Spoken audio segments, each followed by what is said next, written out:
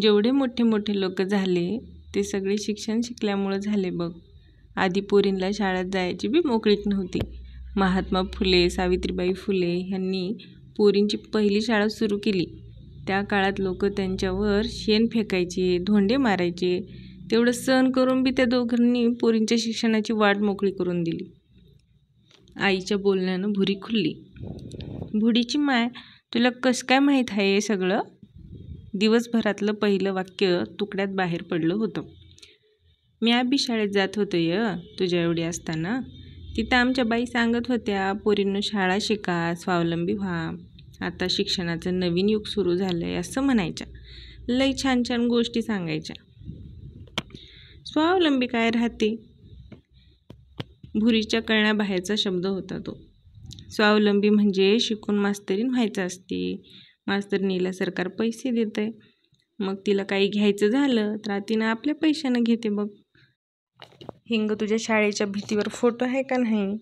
हाताच्या पंजासोबत ती इंदिरा गांधी. तिनं खूप शिकली म्हणून देशाची पंतप्रधान झाली. सगळ्या देशाचा कारभार तिनं चालवते. आणि शाळेत खेळायला मिळते. सावलीला बसून गुरुजी शिकवते. ते शिकायचं असते. रानात जाणाऱ्या लेकराला दिवसभर उन्हात राहावं लागते.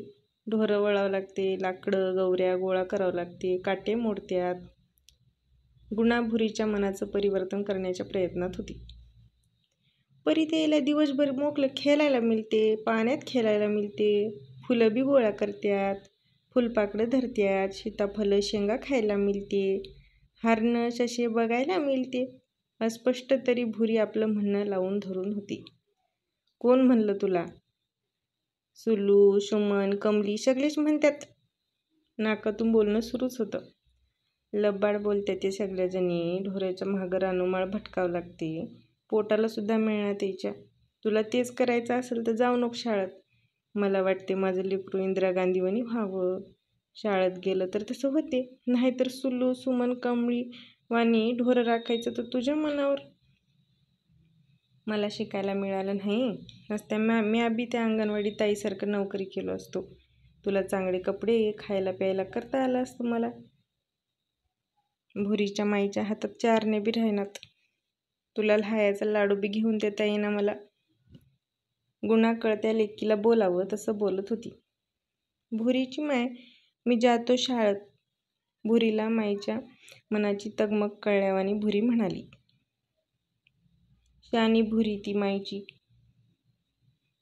गुणानं भुरीच्या कपाळाचा मुका घेतला. दोन्ही हात चेहऱ्यावर फिरवून कानावर कडकड बोट मोडली. गोष्ट सांग आता.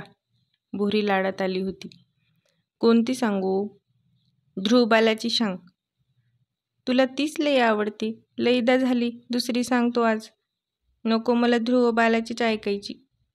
बरं, तुझ्या मनावर. गोष्ट ऐकताना हूं म्हणायचं. तू झोपी जाशील आणि मी सांगत बसन. भुरीनं आधीच मोठा हूं भरला.